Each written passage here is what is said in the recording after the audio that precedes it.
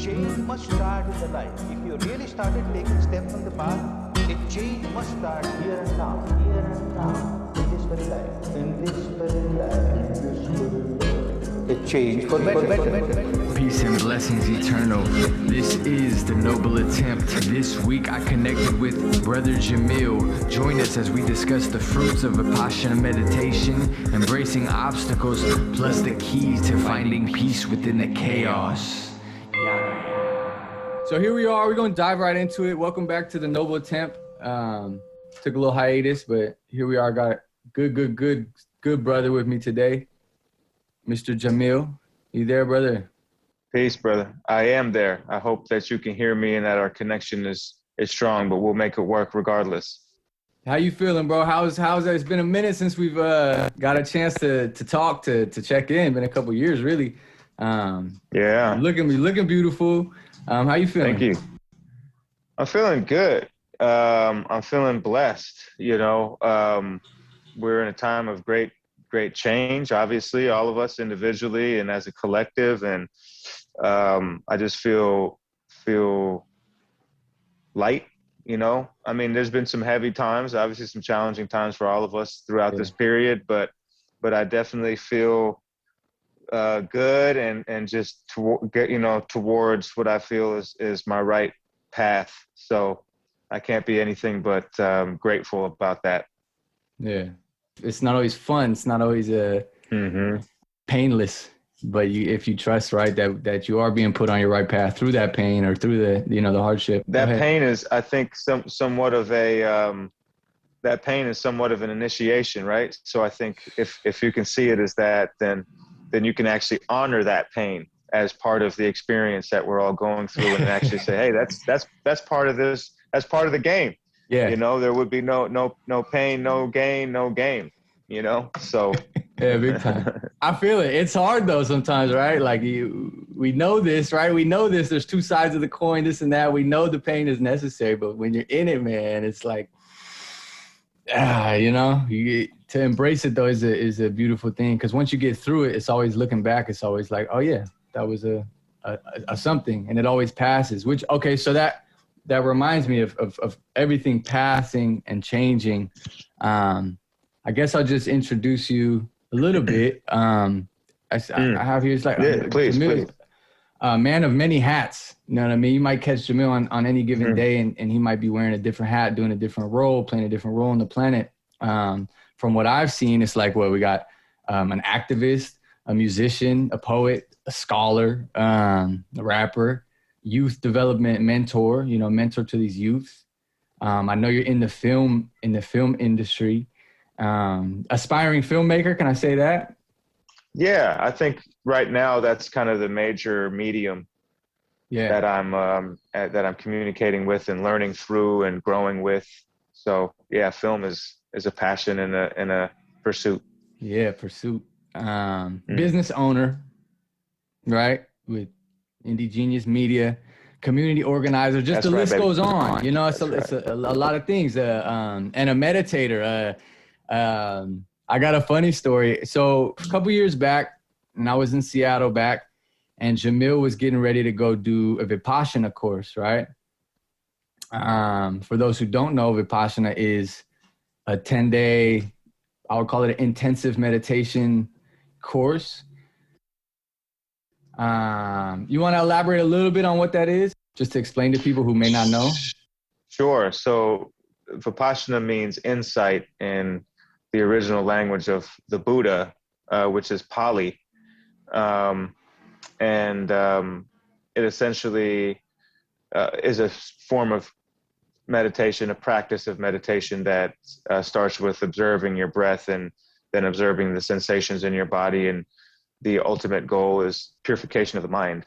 Sure. And so we go through these 10-day retreats, which are really more like boot camps, meditation camps, really. There's not a retreat. You're not just chilling there, hanging out. Ain't no retreat, but it is an opportunity for you to investigate what you've been watering, so to speak, in your mind and spirit. And with that practice, also able to kind of cut the weeds of negativity and hopefully water the seeds of love and compassion. So it's an amazing practice. I've been able to really see some amazing things in my life that have sprung up from it, and passing it on to others and learning it from others and continuing to be a student of it. And I highly recommend for folks who are interested. It's a free experience. You can donate if you've completed a 10-day course. It's actually about 2 weeks when you consider the couple of days here and there. Yeah. But it's everywhere around the world, and it can be found at dhamma.org, DHAMMA.org. Yeah. Beautiful opportunity for you if you can get that. And I know with COVID, it's probably a little bit more challenging for folks, and maybe some of those centers are not as open, but I highly suggest. Beautiful experience. Wonderful experience. Yeah, I'll just elaborate a little bit. Like he said, it's absolutely free, which a lot of people is like, what? Why? How? Because you're fed, you're fed and given a place to rest while you're going through this meditation boot camp, and doing some real deep diving inside of your own existence. From my understanding, I know once you get to the higher levels, there's always a little bit of, who knows, a little politics and this and that. But as far as institution goes, it's one of the purest, most integral and integrity having institutions I've ever witnessed or been a part of. But yeah, I'll post the links for anybody who's interested. It's one of them things, like, get it in while you can. For example, for me, it's like a little harder now with a kid and this and that. I'm glad I got my chance. Right. So back to the story is, I came back and Jamil was preparing to go on this course. I was familiar with Vipassana. My mother did Vipassana when I was a teenager. She worked for a Buddhist book publisher for a while, and it was actually a requirement for their employees.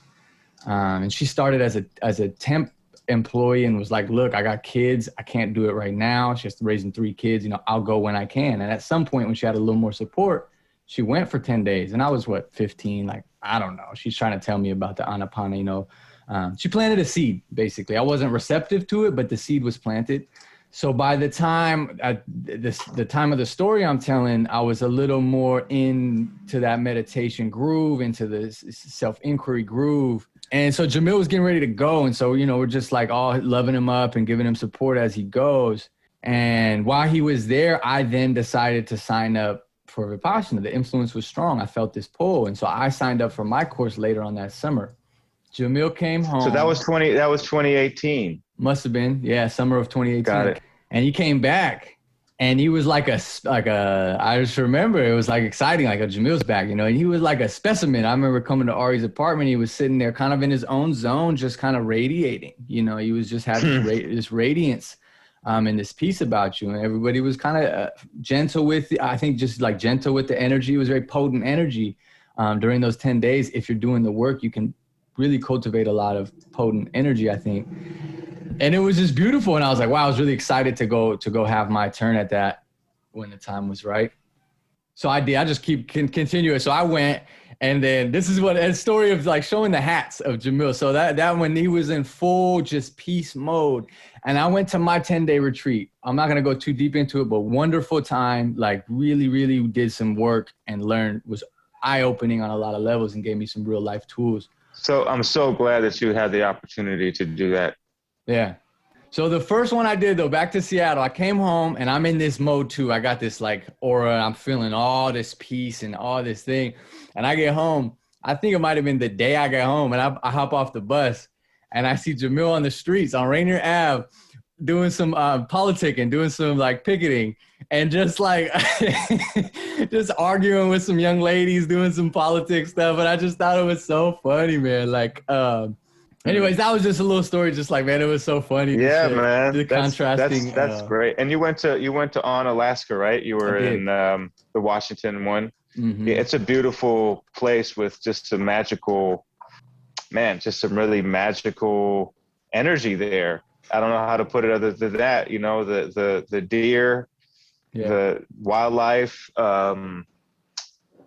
It's just a phenomenal place, man. I just love that place. Yeah, it holds a special, when you go through whatever you go through there, I think it holds a special place in your heart or in your being after. You know what I mean? Like it's a real communion, and the land is part of that. You know, you're not just sitting on a cushion, you are outside, and you know the grasshoppers are flying by your face, and the level of attention you may give maybe has reached a different point after focusing for that long. You start to see or notice different things. And yeah, when you're in that, and for those who haven't gone, you know, they feed you vegetarian, vegan meals twice a day, and so the food is really light. And when you're doing this kind of very, you know, light work, in the sense that you're not really doing a bunch of physical exercise, you're not really moving around, you're not really supposed to be doing that. When you're so focused on that part of your life, which is really the awareness aspect, life just begins to kind of communicate with you in such a more profound way, because I think the separation between you and the other forms of life, that veil begins to thin out a bit when you become hyper present, to shed the kind of mind-made disturbances that might keep you from being as connected to other things, right? I mean, nature will just speak to you, man, like animals and, you know, you name it, plant life. And it just seems like it's all speaking to you and communicating with you in a way that's just so profound. And it makes the highly technocratic, I think, society that we live in, right, with all the technology, maybe not, you're lucky enough not to be in it at the moment, but here in Seattle, for example, that kind of spiritual connection with things is disturbed to some extent because of all of the sensation of technology and you know, the vibrations of development and money and all of that. And I think it kind of can disturb that.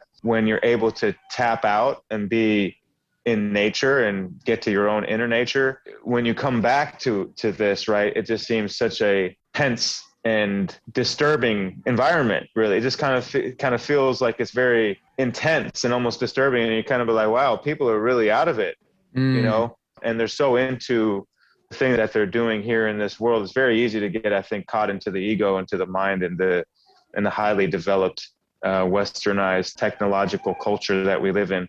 Sure. And so that really helps you come back to yourself and to ease up a little bit and to discard some of the heavy baggage that comes with that toxic culture. And hopefully in that gap, you're able to interpret a healthier culture, and then can influence the greater culture with that healthier vision that you're able to tap into, because you're not so distracted, right, with all of the desires of the mind. It shows you a contrast, right? A sharp contrast, like you said, coming back into a more rapid pace, fear-based, money-based society. You feel the contrast really sharply.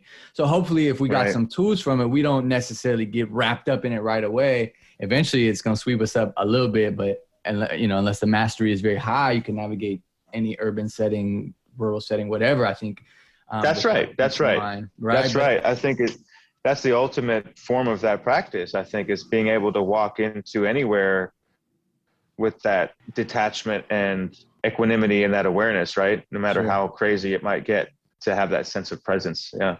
Right. Because as people who choose to participate in society, right, it's not always like get away to where it's peaceful and there's no distractions, because that's good, right? To give you that sense of reference, right? Like, oh, when I calm my mind and focus in, all of a sudden, like you said, I'm getting communicated to from whatever you want to call it, the spirit, the animals, nature, God, everything's talking to me. It's like, they're kind of like, where you been at, bro? Like we've been talking to you. You know what I mean? We've been here. Right. Yeah. Giving you love. Where have you been? And once you get on the same page as them, you then feel that contrast, which can give you like an awareness, like, okay, I might need to adjust how I'm navigating within this chaos, because it is chaos. And that's not necessarily a bad thing, right? It's just a thing. It's chaos, and it's even better playground to exercise the tools if you choose to not, you know, live in the hills. That's right. I think it's like, you know, it's easy to use that skill when it's super chill,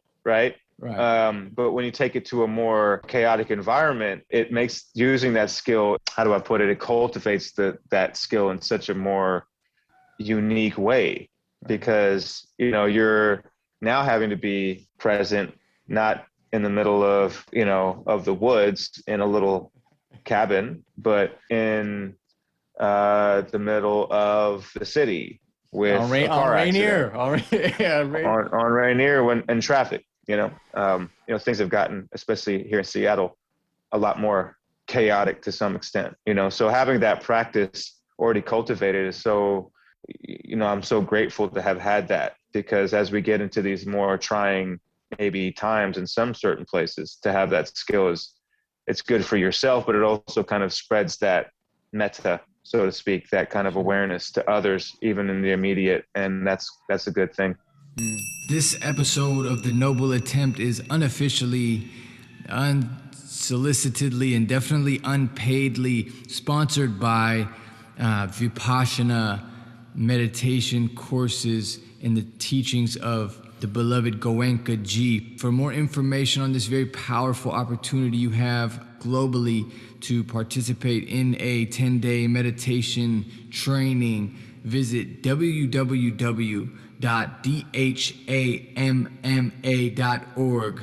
That is www.dhamma.org. Let this be the seed planted where you may invest a 10-day period of time for yourself and the betterment of the planet by sitting. Come and see yourself. Sitting still and becoming aware of all the intricacies and simplicities taking place within your body and mind.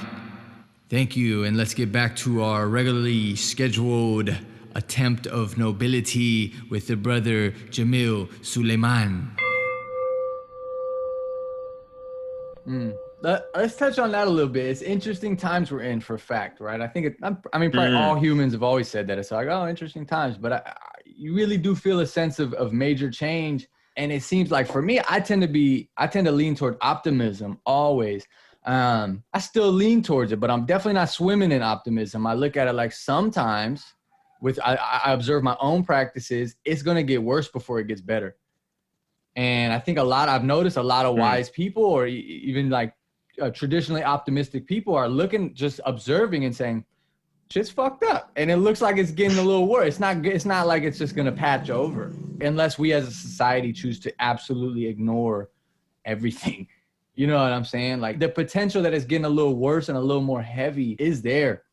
And so what are then the practices that you personally, or that you maybe believe we as people where should we be placing our values or our time? Because it's changed, right? We have a different reality and a different awareness. What should we be buckling down to give our energy to, in your opinion? That's a profound question. I would say it really depends on the individual, where they are in their development and where they are in their journey. For some people, they might need to be in the middle of a city. For some people, they might need to leave that and be in something more calming or natural. However, I would say, as a collective, generally speaking, as a species, the things that I feel are needed for us to bring some balance to the world that we live in is slowing down. I think that's probably number one. And that's not just physically. I think that's an internal slowing down, which kind of requires being present, because the reason why it's so fast is because we are just allowing the mind and the conditioning of our minds to kind of take over, right? And to essentially use us as a puppet. And so I think in order for us on the outside to slow down, we need to slow down first from within. And that means meditation. And what is that meditation? It could be anything. For some, it could be observing respiration, like a Vipassana practice, or for some, it could be a Qigong, where it's more of an energy movement. For some, it could be painting. It could be art. To some, it might even be being extroverted or socializing. That could be a form of flow state or meditation. And I think when we enter those states, we get the intuitive urges to do the right things that are in balance with the environment. But when we're kind of stuck in fear and stuck in consuming and being very isolated, I think that's when we make more destructive decisions.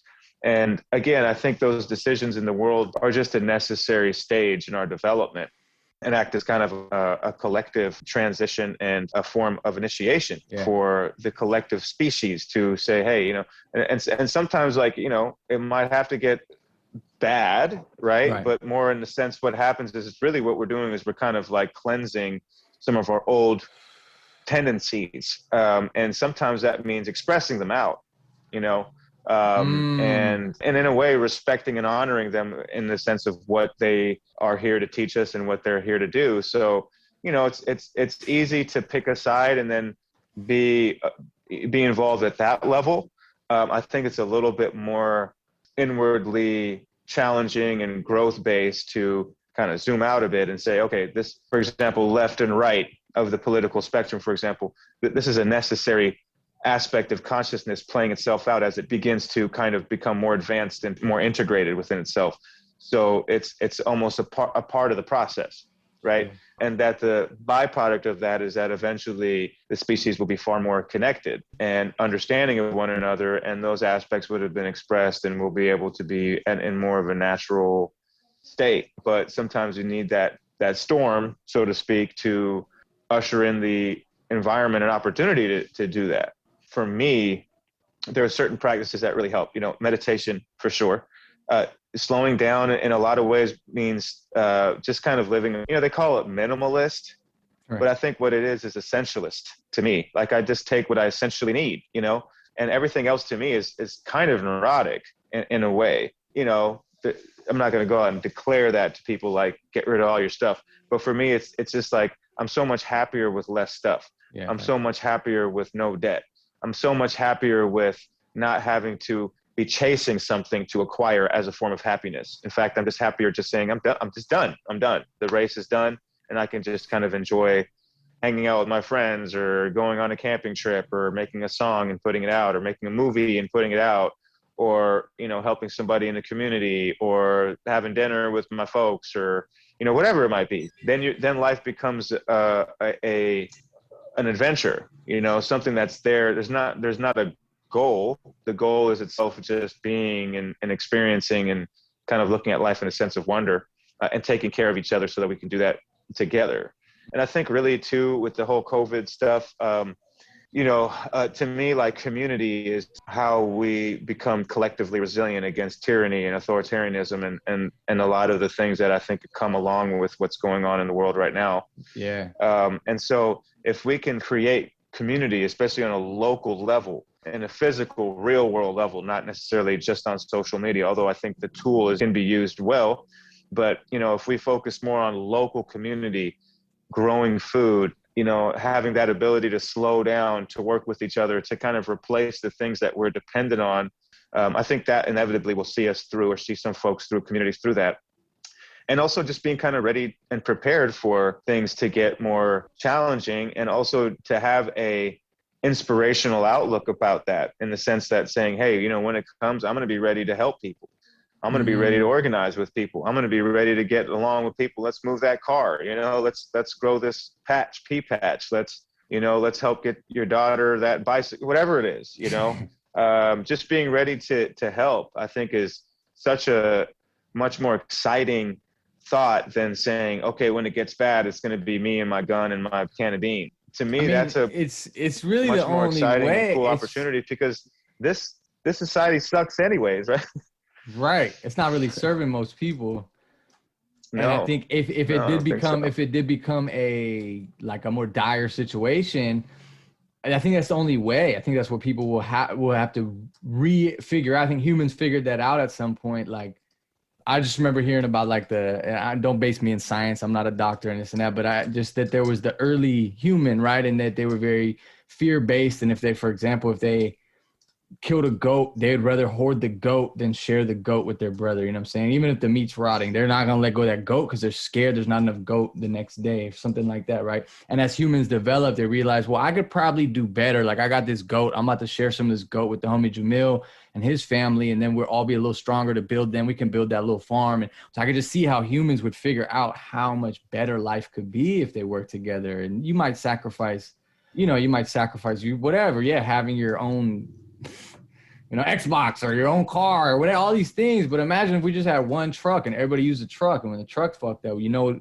homie Max got the tools and the thing. You know what I'm saying, man? Just the collective. So if it becomes a necessity, there will be people who's like, yeah, I got my shotgun and my, pork and beans. But then there is people who's going to realize like, whoa, if we join, we can make such a more productive and healthy living. And then you'll see like, oh, actually, this is much better for us anyway, mentally, spiritually, you know, emotionally, for the children, especially. Like, it just feels better.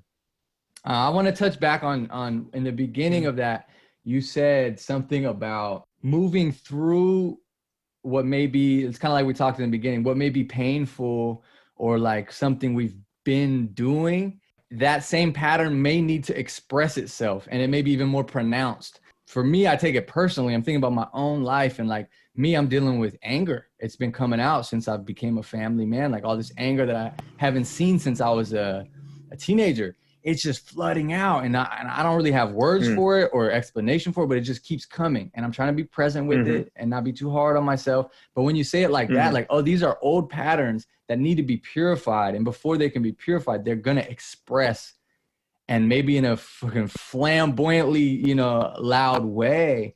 But there's always, for me at least, I always have this small glimmer of hope. Like, I'm not just going to give up and say, well, I'm just going to be like this. Like, no, like I'm letting it be. I'm not trying to hide it. I'm not trying to veil it or pretend like it's not there, but I do want it to move.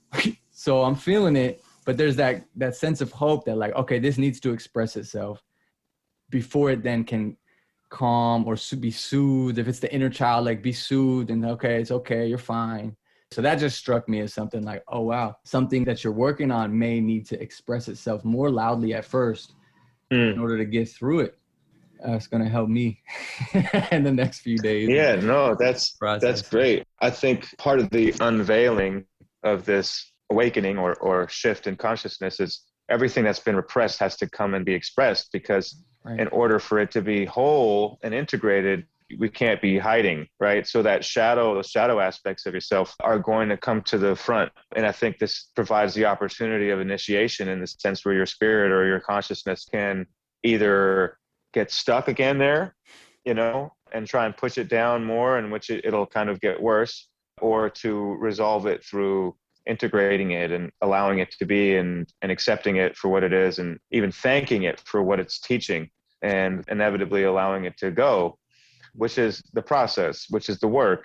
And that's what Vipassana, I think, is really, and practices like that are really trying to aim to do in the end, is really to allow the individual to let go of the things that are crippling them so much that we hold in our hands, but to let go of that stuff because it's not serving you anymore, and to let it go.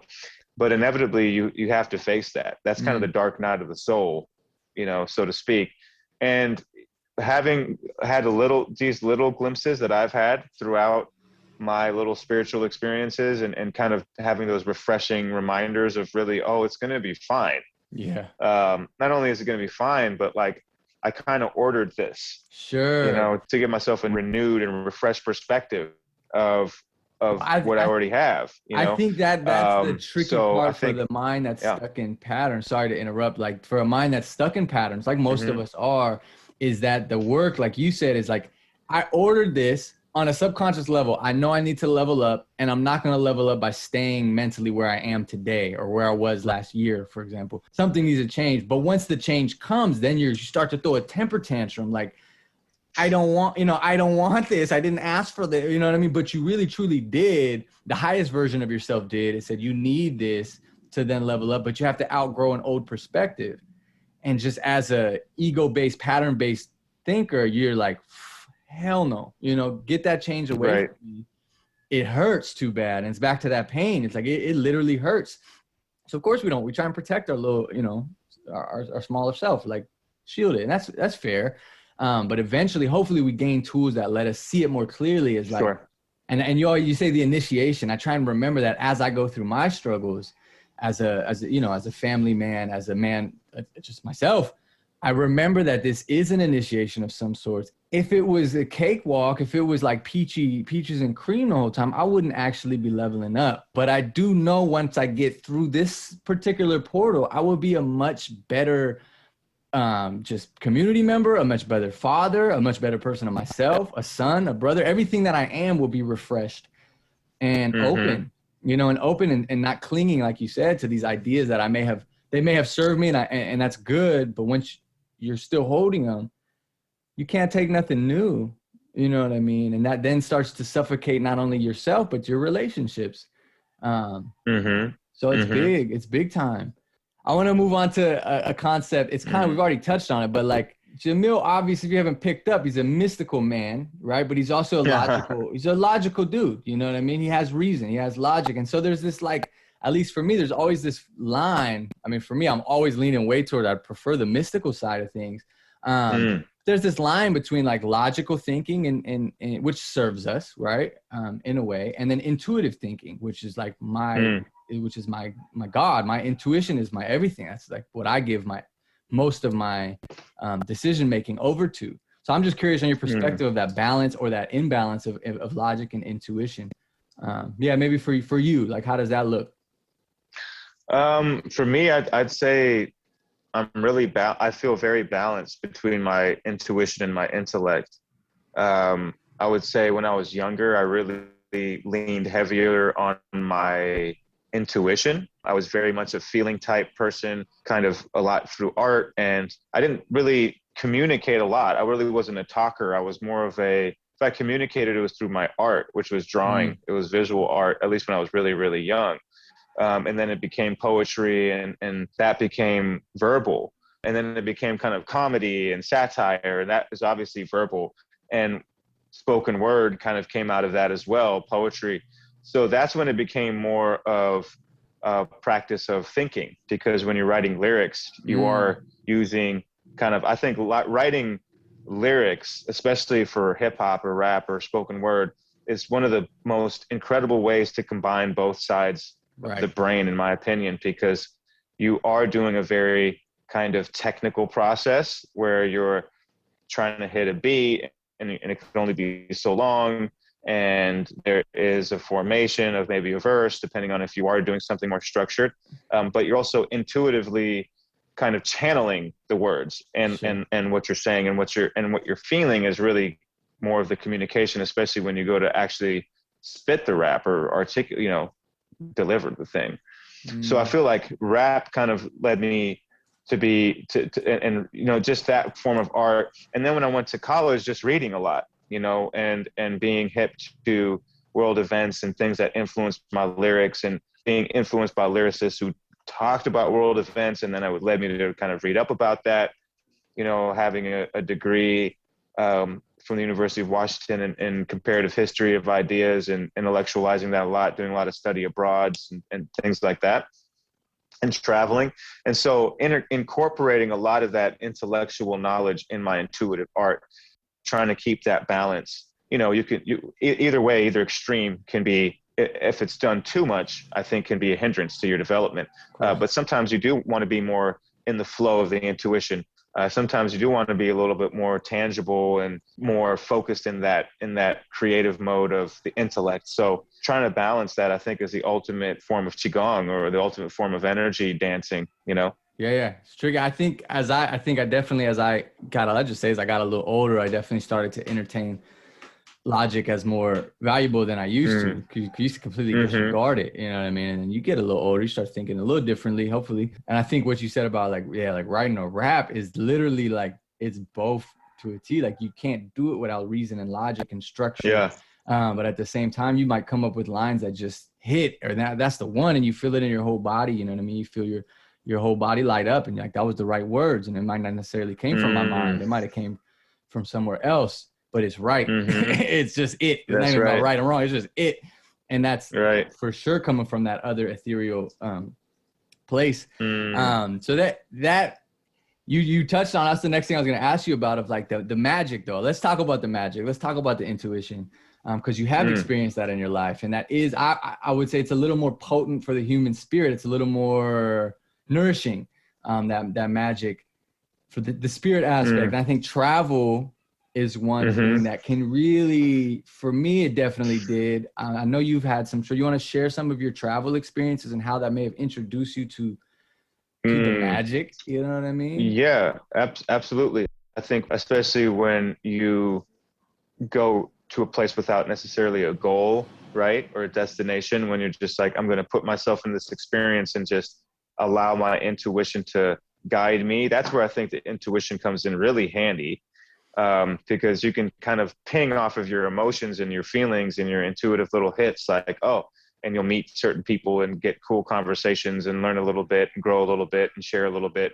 And so, yeah, I think the traveling is such a great practice in going into the flow and kind of letting go of expectations and seeing what you can learn.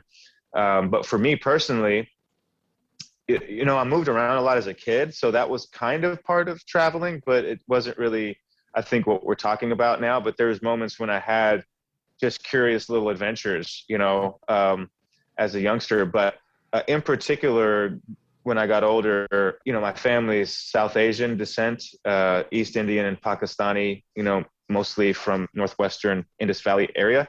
But we are based from East Africa. The last few generations have all been from Tanzania or Kenya or Uganda or South Africa. So I've been able to go to Africa, Tanzania in particular, where both my parents are born. And I've been to Cape Town as well, South Africa, where else? And then going to Hawaii. Going to Hawaii was really a trip because I one-wayed it there, one-way ticket with the bag on the Big Island, landed on a farm. I didn't know what I was going to do, but that was totally a flow-based.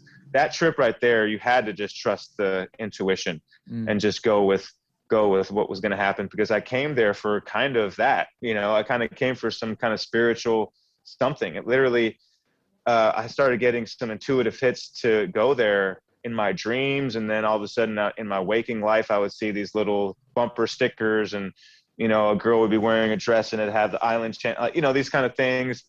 That kind of led me there, and inevitably through the capoeira community, I was able to find a place to travel there. And so when I was there, it was even more magical. I mean, talking about the magic, I'll give you just one example of that Hawaii trip, full of magic. And that island is full of magic. And I don't say that as a way to kind of exotify Hawaii or Hawaiian people or the struggle that they're going through for independence, because that's very much a real thing.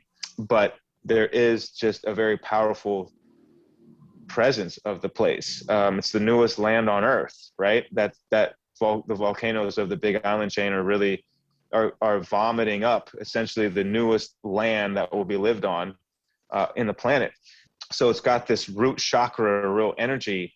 But when I landed there, I was bumping this Nas and Damian Marley album I think it's called Distant Relatives or Distant Cousins. It's just a fire album. And I bumped it for like 5-6 months, and it's got these amazing, beautiful songs. And it was just like, it was my soundtrack throughout that whole trip. It just meant so much to me. And then about 5 months later, while I was still in this is all on the Big Island. I had an opportunity to fly to the other side of that same island, which is Kona, which is more of almost like a resort area. And I was more in the jungle farming and learning about permaculture and learning about, indigenous Hawaiian practices and just living on a farm and all of that, hitchhiking around and getting myself into trouble. And the trip ended with this kind of 2-week almost vacation stay in Kona with a friend of mine. And when I flied in and I was letting him know, I was like, yeah, man, I'm only staying for 2 weeks and I'm back to Seattle. This trip has been kind of magical for me and I've learned so much and gotten visions really to share. And he's like, cool, man. Well, just let you know, man, I've got some concert tickets for this show and, hope you can join us. It's like, what is it? And it was Nas and Damian Marley kicking off their world tour in Hawaii. So many magical things had happened on that journey on the Big Island for me that I was like, of course. I mean, right. We're going to top it off. So, I found myself literally feet away from Nas and Damian and that dude, who does the flag waving for like 3 hours straight. Like, you must be on something, dog, just to be that lit the whole time. But I was literally feet away, hearing these songs that I've been playing the whole time through my headphones, doing all sorts of crazy adventures and learning and growth. So I think, when you go into the flow responds to you in a way where it's like, I'm you, like the outer world is literally a reflection of you because it's essentially you. And then I mean that like in the word essence, like it's essentially you. Its essence is your essence. It's the same essence. So you can create what you want, and you are creating what you want. And the more love and emotion of gratitude you have towards something, the stronger you pull it into you, because that's you anyways.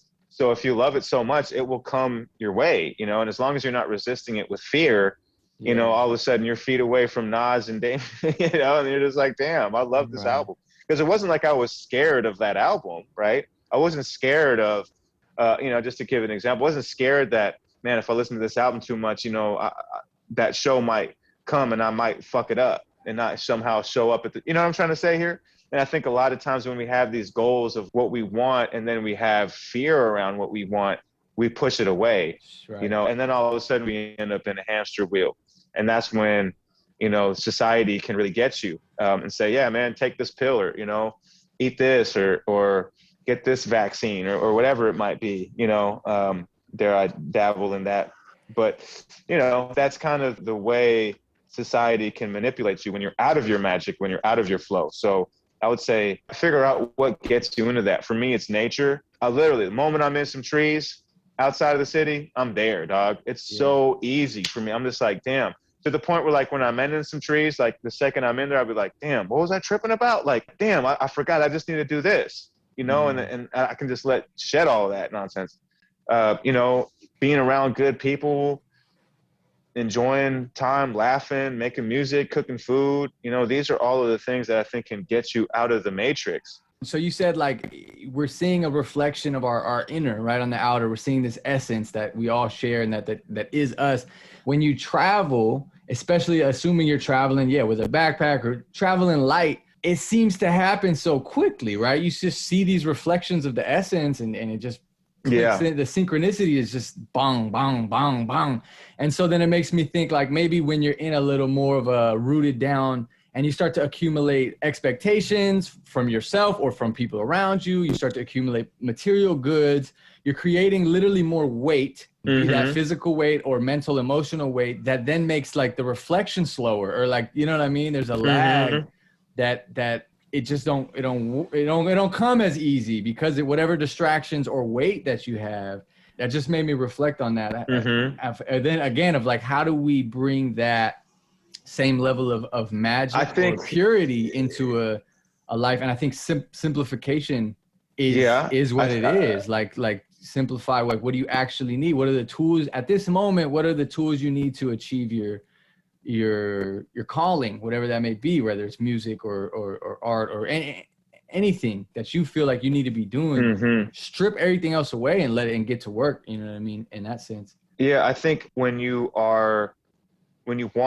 involved in something mentally a lot, and this is what this society is really based off of, is like what our mental desires are, our physical manifestations of those mental desires. And when you're really invested in that, I think what happens is that it solidifies stronger. So you are kind of, with your consciousness, you're kind of going more into it and you're kind of solidifying it more, making it more real, which takes away the potentials that this, what once was kind of more malleable form, can be, right? Because if you're just like, okay, you know, I really need to start this business and I really need it to be successful and it has to be this and that, it starts to become that, right? And then you're trying to change this, but that's very difficult because you're so intensely desiring of it, it's becomes too solid, right? And your desire has almost created exactly what you've wanted. What you've created is you've created a solid manifestation of you wanting something, not having something. So I think that's when we, like, float back in it. It becomes more kind of like this, and you're just like, okay, wait a minute, what does it look like when I'm just enjoying myself? And then it kind of becomes a little bit more clear, and you're like, oh, this is where I can make money. This is where my relationships come in. This is where my purpose comes in. This is where my community comes in. My health comes in. It becomes a little bit clearer because it's not as, you haven't, like, gotten so contorted with your neurotic thinking about it. You're a little bit, you're letting it still kind of manifest. I think those who are enlightened, they just said, fuck it. I'm quit. I don't want, none of this is going to bring me happy. So they're just out here just, like, kind of like, you know, feeling bliss all the time. Right. And I think, like, the hyper individualist and materialist, they begin to want something and they, you know, they structure it. And then they suffer to the point where it's like, man, I don't want it anymore. And then they kind of push it away and all of a sudden, hey, wait a minute, it's not even really there anymore. And then you become, you know, I don't know if you've ever read Siddhartha, but that's an amazing book because it shows you the cycle of, like, someone who wants to escape materialism and then kind of does, and then realizes that it's not really what it was, and then goes back into it and then lives it out completely and fully, and then it loses it. And it's just this kind of like, that's what we're here to do. We are literally here to play this game, So you can't really lose unless you're just so invested in having something that you lose sight of the fact that you literally are everything. Yeah, you made it so dense. You made it so dense, and then you're clinging on to this very small, that's right, small human vision as a yeah, man. Like you're a Klingon now. You're a clinger. We've all been clinger. I've been there, man. Clinger. Yeah, I think the more specifics you try to come up with, it just gets foggier. Also, it's like, yeah, it's more dense, but it also gets foggier, and you just want all these specific things that you think are good for you, but you don't always know. Usually, it's never what you thought it was. Right. If you did get what you thought you wanted, yes, it's never going to be what you thought it was. And I think that's a big part of my work here. I've been like way more open to like, I don't know everything, especially even for myself. I don't know what's always the best for me. I have practices that I like to implement in my diet, in my thinking, in my existence, but they're not very concrete. They're more like things like love and compassion. They're more like just not as concrete. But the more I open up to just letting, it's a practice, bro. Let me say, because I be controlling. I like to have things go my way. Especially that's the dangerous part about manifestation on that level. Everyone has different patterns or cycles, but once you've experienced like, oh, I just thought about this thing, and then boom, I needed a backpack, and then here's a backpack. These little signs of manifestation, and maybe bigger ones. Like, who knows? But once you start feeling that, you may get overconfident in the fact that you know what you need and that you can get it. At least that's been my experience. And then something in life is going to slap you off that horse. That's right. You know what I mean? It's going to knock you off that horse. You can have fun. You can ride it while you got it. But then it's going to knock you off and you say, get back on your feet, start walking again, and pay attention to what's around you. And like you said, kind of open it up to what's actually coming for you, which in the end is what you probably wanted and needed on a much higher or much deeper level. No, yeah. I think we all need that reminder.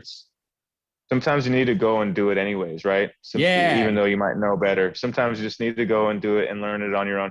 Because really, I really do feel that's why we're here, like why we're alive or whatever, is I think we're here to just accumulate experiences, and the higher power, the greater self kind of gets to glean all of the incredible lessons from all of these experiences. And then that collective crystallization of all of that is God, or is the greater expression, the greater, gift or the light. So to me, it's like, yeah, man, just do it all, fuck up, win, lose, get hurt, help somebody, do it all, like live it with passion, but be as conscious as you can so you can alleviate some of the suffering that comes along with this game. Some people are just stuck in a suffering state. And I've been there, that we've all been in kind of dark places, but inevitably when you begin to be empowered by your own consciousness, it's like, oh man, like that suffering was so needed, So in a way, like whatever we're going through now, whether it be, fires or, COVID or social justice issues or whatever, we need all that in a way, because when we integrate all of those lessons from that, we're just going to be so much more grateful, man. And we're going to, I think, need a lot less and take a lot less from the planet and give a lot more to each other, because we're going to have integrated really what is the best feelings anyways, right? Like they're really basic. I mean, good food, good friends, good music, being outside, or just, those magical moments in nature, like that's basically it. I really can, and creating and sharing. I mean, other than that, like what I've just described has been what humans have been doing since they've been indigenous tribes for a million years. So we've overcomplicated it. And now we've kind of like, now the campfire where we tell our stories is the internet, and now the natural food that we were eating is your grocery store. And now the community that you had before, that tribe you had before, is friends on Facebook. We're creating the same essential things that we always loved. Like there's still music, but it's on Spotify and it's not really made with instruments anymore. And all this, not to say that digital music is bad. I mean, I'm not saying any of these things are bad per se. But what I am saying is that they're just replacements for the basic essential things that we've always wanted and cared about the whole time. And we've overcomplicated it. And in the process, we've made it harder to actually appreciate the basic stuff. You know, I think that's why a lot of our people, our generation and younger, are like leaving society, you know, quitting their job or whatever. You know, I'm seeing a lot of people who are just like, I don't need all of this stuff. You know, I don't need all this debt. I don't need all this money. I don't need the biggest house or I just need my little home, and I just need my little village, you know, my little happy community. I just need my partner, you know, I just need my family. I just need, you know, the simple natural foods that I need to keep me alive. And then I have all of this time to experience the beauty of the world, you know, to make something, to share something with my child or with my parent who's maybe older and now, you know, has so much wisdom to share. Like, that's what life to me is the best part about it. So, and that's always going to be there. I mean, even if we're in some kind of like foreboding, apocalyptic, dystopian situation, you know, there's always those little moments of light that basically keep things going. So to me, it's the fear of that type of pessimistic outlook of what could happen in the world. It doesn't concern me as much anymore because I feel a renewed sense of what actually is going on, for one, which is like, I'm like, oh, this is basically a fucking game. This is like a simulation almost. And so you can't really go wrong, but also the bad stuff is what makes the game fun. So, you know, you can't really grow if you're not, you know, if you haven't been suppressed, or if that makes sense. You know, you can't become a flower if you're not in the soil, right? So like, I feel like all of that, that's the purpose. The purpose is that there's a saying in Stoic philosophy that says the obstacle is the way. And to me, that is kind of sums it up, you know, like of what life is all about to some extent. It's like, it's about the journey, you know, it's not about the thing that you get, but part of the journey is wanting the thing and struggling to get it, and then finally getting it and realizing, oh, it wasn't really the point, you know, because that was part of your journey. And now maybe part of your journey is to teach other younger people like, hey man, it's really not that big of a deal, and enjoy, you know, smell the roses while you're going to where you're going. I hear that from so many older people as I get older, and I talk to elders, my parents are older, and they're just like, yeah, man, like I just see how much they've developed in their years. And they're so much more calmer and passive, most of them at least, in the sense where they're just like, yeah, man, don't worry. You'll get there. Just enjoy all of this. Even the shitty parts when you have a breakup or when you lose your job or when, you know, the song you put out doesn't get the shares you wanted or whatever it might be, you know. I know that you know, yeah, right. Your follower count drops, or you get canceled on Twitter for some joke you said in high school or something. I mean, you know, it's like, this is all kind of part of life. So if you can surf through it, I've been reading, I don't know if you've ever heard of reality transurfing, but I think you'd be super interested into this shit. There's this guy, I think his name is Vadim something. I believe he was Russian, and or he is, and he wrote a book called Reality Transurfing. It's a lot of the manifestation, law of attraction concepts, but what I really enjoy about his approach to it is like, he's like, you know, you're kind of creating your version of the world that you're experiencing. So even though we're all in the same game world, you're experiencing it from your perspective. So like right now, there's somebody who is in this game world who was like, you know, Justin Bieber, right? You're just like world tour musician, glam life, you know, the celebrity life, you know, and all the goods and bads that come with it, the toxic shit that comes with it. You know, some person is, you know, someone on a ship who's like a migrant trying to just escape somewhere, you know, living like a very, very harsh reality, right? Yeah. But all of those are necessary parts of the puzzle that make the entire picture that consciousness is trying to experience, right? And so when you kind of know that, and it can be empowered by that, and know that you are consciousness, you can start to say, okay, what do I want my slide to be? You know, like there's certain things that I am like, it's like, okay, it's like I'm an Indian dude here in Seattle, and, you know, I can rap, and there's some tendencies that I have, and there's some things that I want to learn, and blah, blah, blah, blah, blah.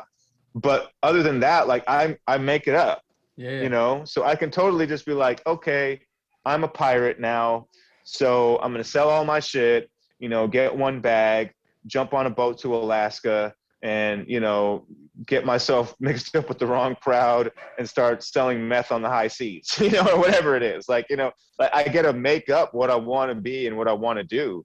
And I think there's a lot of power in that. If I can really understand that or grasp that and also understand what's going on in the world, then my slide can be even more empowering, where it's like, okay, I live in a world that is dramatically changing and shifting in ways that I want to be a part of in the positive way. So what does my life look like? Oh, does that look like living more locally? Does that look like starting a YouTube channel where I'm talking about compost? I mean, whatever, you know what I'm saying? Like, rapping about, you know, compost, you know, that's what I'm empowered by the most right now in my kind of reality, is that like, oh, I get to kind of create the version that I am, you know, and I'm not beholden to my conditioning or what. And what, as far as what other people tell me, it's like, it really means shit at this point. Because I'm like, dude, you're just telling me what you believe. Right. So you can go ahead and live that if you want, but like, I don't have to accept it. Now, you might have some insight that really kind of hits me intuitively, that puts me into another space. That's dope, you know, like, and I'd love to know what that is. But if you just want to limit me based off of your kind of egoic perspective, like, I'm just not as affected by that as much before I might have been, especially if it came from an elder or someone that I respected or something like that. And that's what I want to pass down to younger people, is that like, yo, man, like, respect your elders, definitely, but also know that you're living another reality based off of what they've learned, and that you can kind of grow past it a little bit too. Right. Sure. Yeah. Yeah. I mean, there's levels to the thinking, you know what I mean? Cause I know you bring that type of perspective in, and then the first thing a lot of people do, which is usually a tactic of avoiding their responsibility. Like, hey, you can create, you know, this life where you can offer yourself authentically, and you can do this and that, and who knows what it looks like, but you get to do that. And people maybe in fear of that, the first thing they'll point to is like the struggle, right? They'll point to war-torn place. They'll point to a kid who's born in a war-torn place, or this and that, which, like, sure, we give prayer and respect to that experience and send love and prayer, but that as a scapegoating for why you're not achieving, to me, is like a very strange tactic. Because I tend to notice most people coming up with that argument, it's like, bro, that's not your position at all. That's not your experience at all. So where you're at, you know what I mean, with what you have and what you've been blessed or not blessed with, what can you create, or what do you want to do or create? You know, hone in on that and make it real. And then when the more we do fizzle out this dense, you know, individualistic society, we can help each other. You know what I mean? We can help each other actualize that by sharing tools, by sharing knowledge, by sharing just ourselves and whatever that may be, and without any pressure. Like, no one, you don't have to. I'll still love you if you have nothing to offer. You know what I mean? I don't need nothing from nobody. You know what I mean? I just love people the way they are. So I just think that's an interesting perspective because it always comes up, right? People want to say, like, what about, you know, you're gonna tell someone to manifest when they're, you know, got their right, totally. Yeah, I mean, it's a common and I get thing. that. I respect that. I mean, I understand where that's coming from. Like, you know, I think a lot of people, especially like when you're raised in America or whatever, you have this, you have the entitlement to believe what you want, and sometimes that belief that can make you.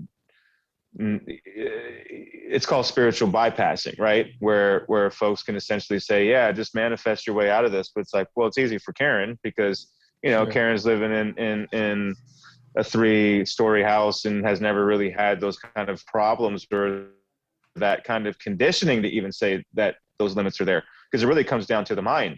And so, but she has her own conditioning, right? Because maybe her form of manifesting things, like, yeah, just manifest it. Well, maybe her form of manifesting thing is just material stuff. Right. And that has its own limitations. So, you know, and I think like sometimes you can manifest a life of struggle in order to gain the perspective and the lessons that comes with that.